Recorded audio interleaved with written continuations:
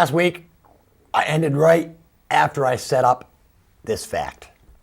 I was going to try and reenact it. First, I thought, well, I'll just pull the clip from last week and I'll put it in previously on Unfiltered. And then I was going to reenact it, but I'm not that good an actor. Anyway, it had to do with an interesting fact, especially if you thought that Jackass was a great show. Due to the amount of groin punishment that Johnny Knoxville underwent in his Jackass career, he needs to use a catheter twice a day in order to pee. So, yeah. There you go. There are consequences to everything. And we'll get back to some more. I couldn't leave you hanging, though. You know, I felt so bad last week. I've been blowing this whole time thing because being here in the studio by myself, it's like I'm trying to keep track of the time. I'm trying to, fill the time slot. And last week we went right down to the buzzer. I was a little overtime, but I had to sign off quick, and I didn't want you to miss that. So, if you were tuning in, now you know what that last tidbit of information was, or maybe too much information. As far as the Facebook page goes, go on the Facebook page, Unfiltered with TV's. Unfiltered with TV's Rick Blood. Check it out on Facebook. Comment. I have a great time sitting in here talking at you folks. But it's a lot more fun if you folks go onto the Facebook page, comment, ask questions, and we'll have like a kind of a dialogue. I'll still be talking at you over the TV, but let me know what you think on the Facebook page. And if you're not yet a YouTube subscriber, go to the Rick Blood YouTube page and subscribe. There's a little button somewhere down there that says subscribe. Subscribe. Then you'll know, for instance, that I posted last week's show on Tuesday, early in the day. So the YouTube page was actually up for 3-4 hours before it actually aired on Cheshire TV. I kind of feel bad for the Cheshire TV people about that, but, you got to give the internet people a little something once in a while. All right. What am I going to start with? We had the New Hampshire state primary last week, and where I tape on Thursdays and air on Tuesdays, there's kind of a little lag there. But apparently Bernie Sanders won, and I'll clarify that in a minute. And Donald Trump won on the Republican side, which makes me kind of happy. The Bernie thing, it's a little weird, because this is where I feel that the government doesn't work.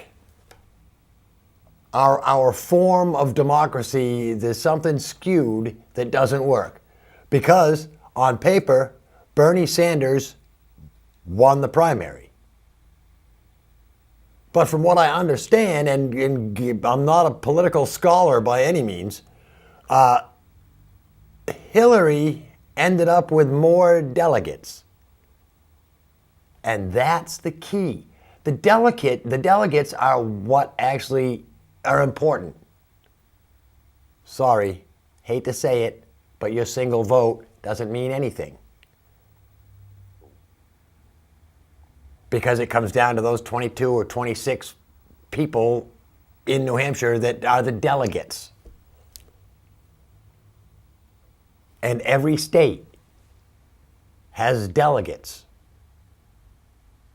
And I don't know how they divvy those up, but it's not,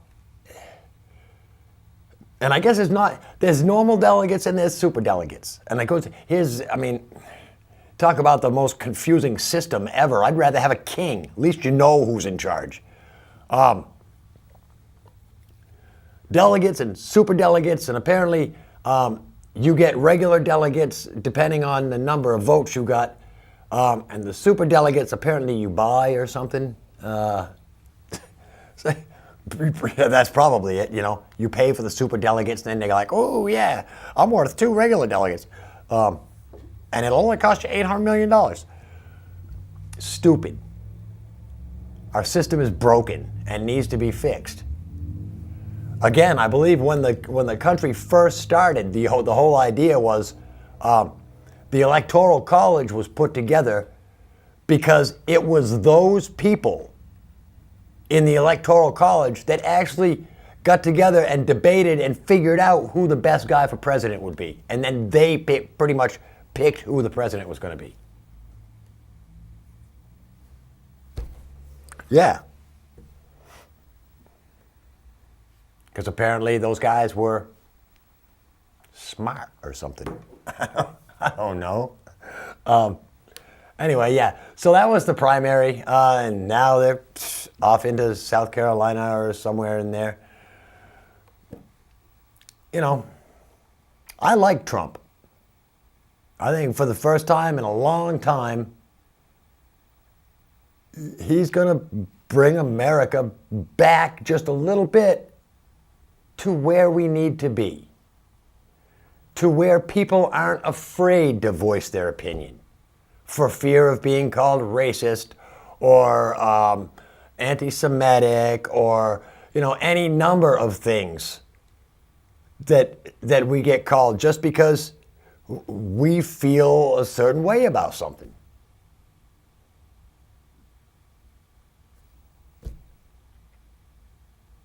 You know, it's not right. You have to be it's the First Amendment, people. These days, everybody is so afraid to make use of the First Amendment for fear that they'll be called, you know, a commie. I mean, I guess a commie is a good thing these days, apparently. But, you know, for fear of being called racist, you can't, you know, voice your opinion on the president because it's not because he's president, it's because he's black. It's because he's the president. And I've ragged on Reagan, I've ragged on Clinton, I've ragged on all the Bushes. You know, none of them are any good. Like I said, we might as well just have a king. You know, one guy, make all the rules. You know, and the biggest rule is just don't mess with people. That's the biggest rule that there is. Neighbors help neighbors. You know, all this social talk about socialism and communism and what's the difference and Marxism and who cares? The point is, there will always be people who have less than other people. There will always be people who don't have even basics.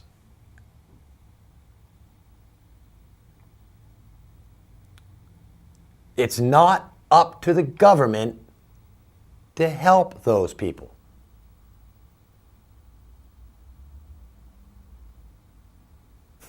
I know. Everybody's screaming at the TV. Of course it is, of course. No, it's not. And the further in time you go back and look at history, you find that the people that were helping the poor were the churches, were the charities, were normal, everyday people helping other people. That's what's going to make this country great again. It's not who we put in office. It's what we do as a people. And yes, shame the hell out of these billionaires who never put back. because they deserve it.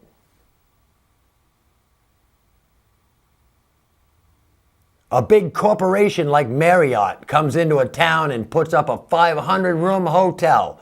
You know something? If they're going to do that, they could put up a 100-room homeless shelter. Why not? I'm going to jump to the Facebook page because, well, for one thing, no, we'll get to this. Actually, no, I'll do it now because I'm going to put Mark on the spot right off quick here. I commented last week on the Facebook page. I had heard that Vladimir Putin, had endorsed President Trump for president, or endorsed Trump for president. See, I've already put him in the seat. And I asked if there were any thoughts about that. And Mark commented, Russian thug's opinion means nothing to me. And Trump for president is just absurd. Sure, he can stir up a crowd and tell them what they want to hear, but hold the highest political office in our country, not in my lifetime. That's the way Mark feels. Sorry, Mark. I hate to say this, but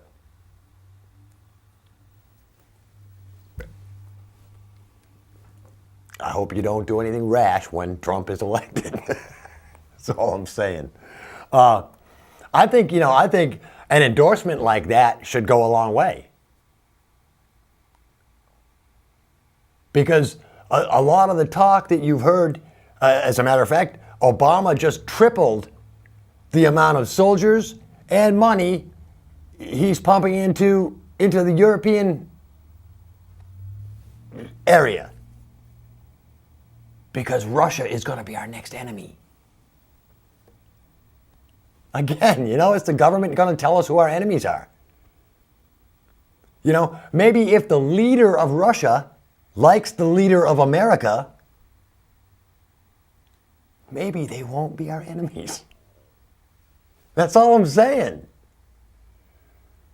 Or maybe Putin just goes, maybe Putin looks at Trump and goes, maybe Putin's seen a picture of Trump with his shirt off. I don't know. And maybe Putin goes, ooh, I bet he could take me.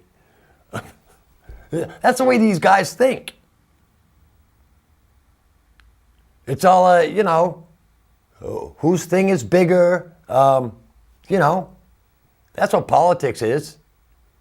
It's like, saber rattling and rhetoric and all of that is involved in the political process, and it's all very important. You don't bow down to somebody who only recognizes violence. You give them violence like they've never seen before, and then they'll respect you. That's all I'm saying. Anyway, let me get back to some of this other stuff. Because there were some comments from not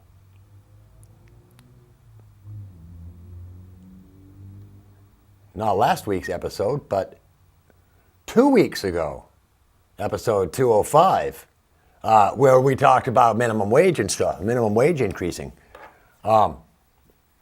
Again, Mark jumps right on the bandwagon because I think he's a man that isn't afraid to have his opinion heard. He says Congress sets the minimum wage, but it doesn't keep pace with inflation because the cost of inflation is always rising.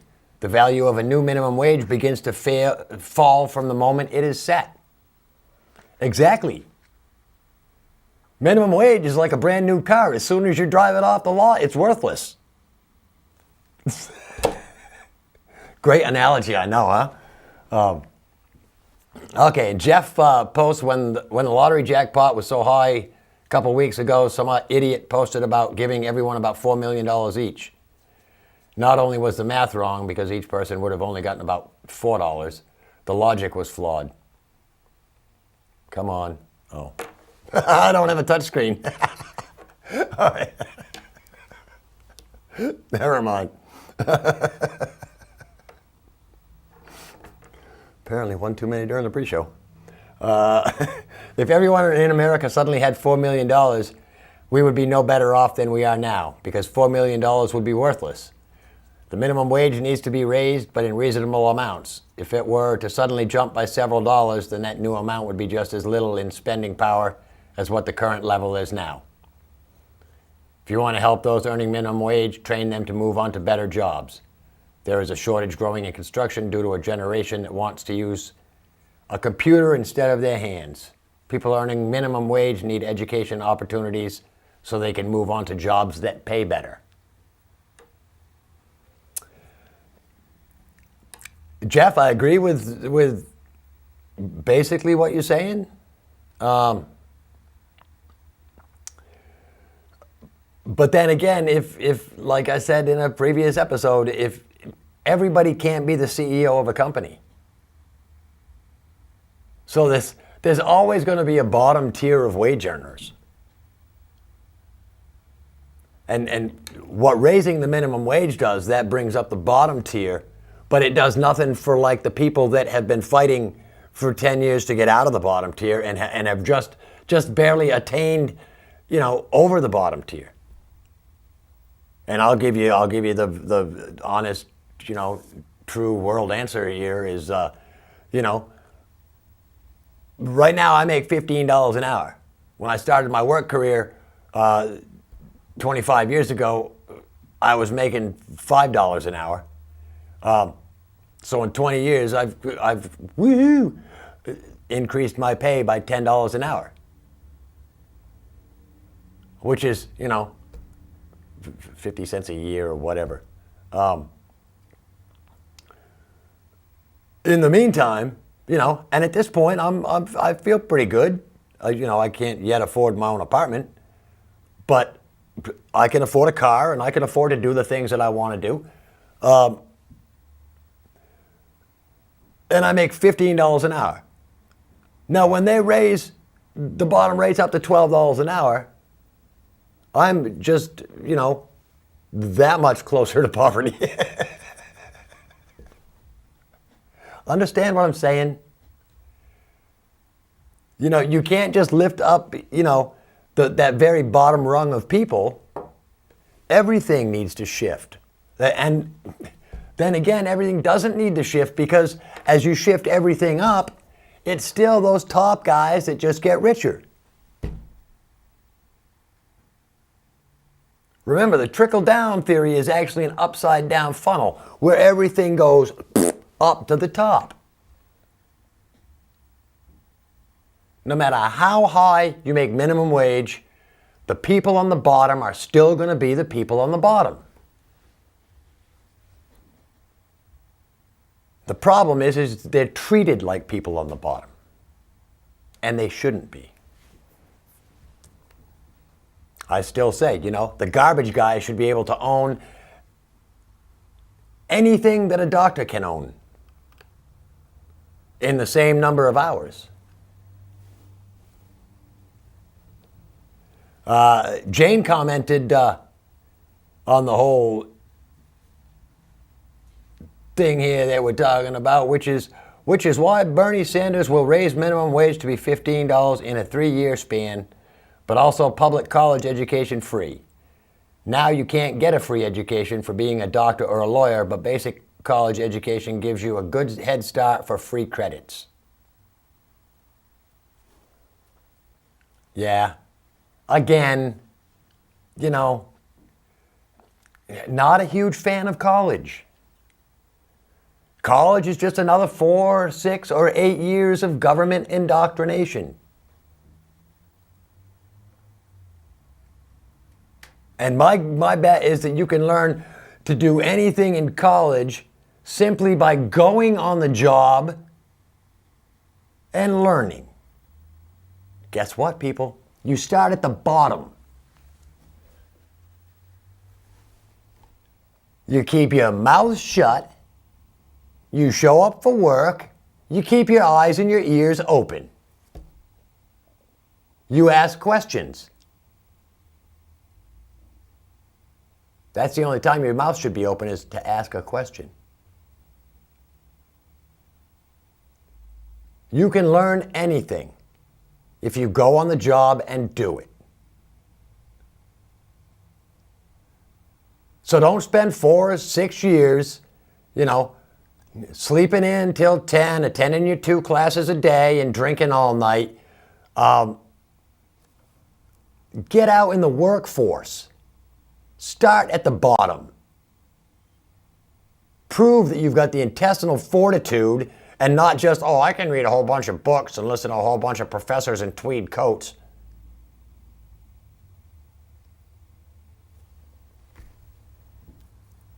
Learn by doing. That's it. Get involved. Now they say, oh, we want people to be paid to be interns. That's just crazy. Now you want to take a job, take a paying job away from somebody else so that somebody can get an education.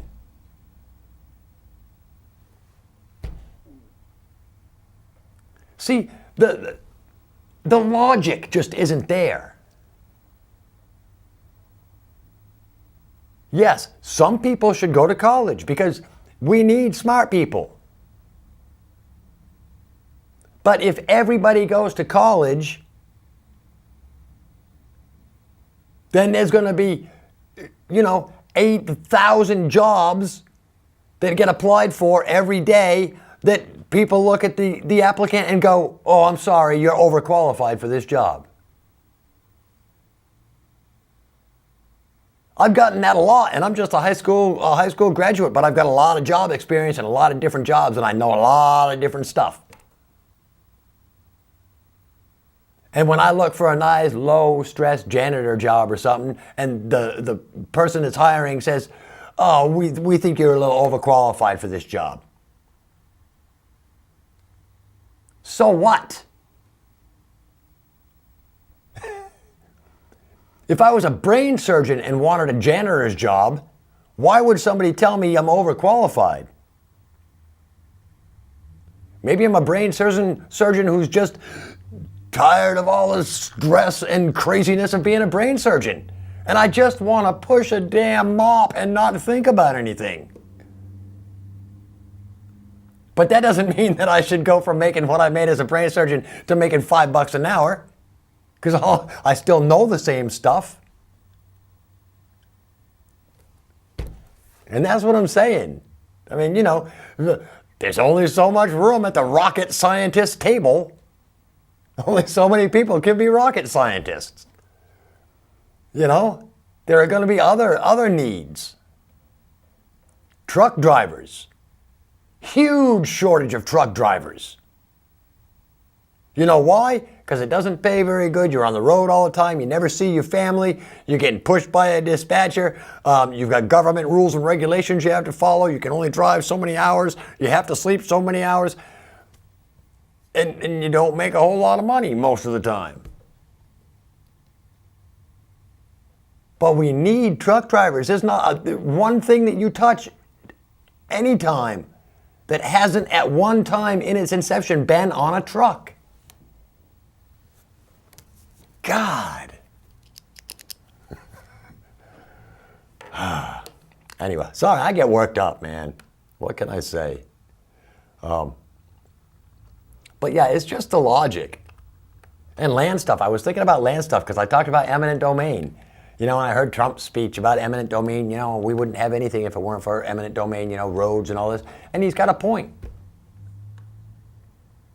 And even in, growing up, we used to camp at Wheelock Park, a local campground here in town. And you learn as a kid, you don't walk through somebody's campsite. You walk around on a little trail. That little trail is pretty much eminent domain because it's kind of half on one site and half on the other site, But it kind of works the same way. You need room for public. And here's another point.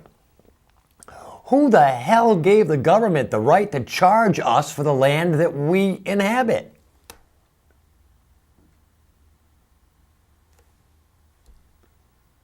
This is the earth. Who was the brainchild that said, hey man, why don't we just start charging people money for this ground?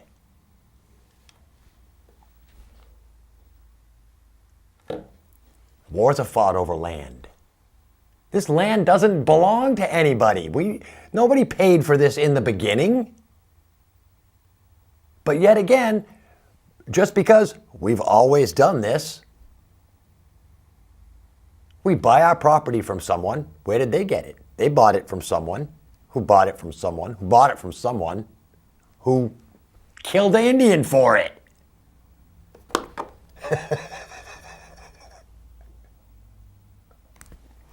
Oh man, I'm not gonna blow the time because I set the timer a little bit early, so it's gonna go off before too long. The word oxymoron is itself an oxymoron, believe it or not. I'm gonna tell you why. It's because it derives from ancient Greek, where oxy means sharp and moros means stupid. So oxymoron means sharp, stupid. The term deadline, which I've got coming up in about a minute, comes from the American Civil War. Because apparently they didn't have prisons back then or something. And prisoners would have lines drawn around them in the dirt. And if they crossed the line, they'd be executed by their guards. That's some stiff security right there, right? You just draw the line. Go ahead, step across that line, we'll shoot you. It must have worked. Both prisoners and guards soon took to calling the line the deadline. A Dachshund, you know the little sausage doggy? It was originally bred to hunt.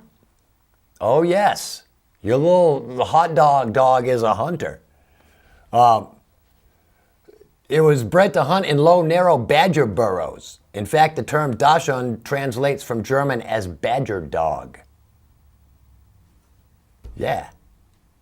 So that's a couple, you can use those at work tomorrow or whatever. And again, check the Facebook page, Unfiltered with TV's Rick Blood. Comment, ask questions, join in the fun. If you're a YouTube watcher, and if you're watching this online, you're watching it on YouTube probably, subscribe. The red button down there somewhere. Hit subscribe. Become a subscriber. Till next week, I'm Rick Blood. This is Unfiltered. Peace.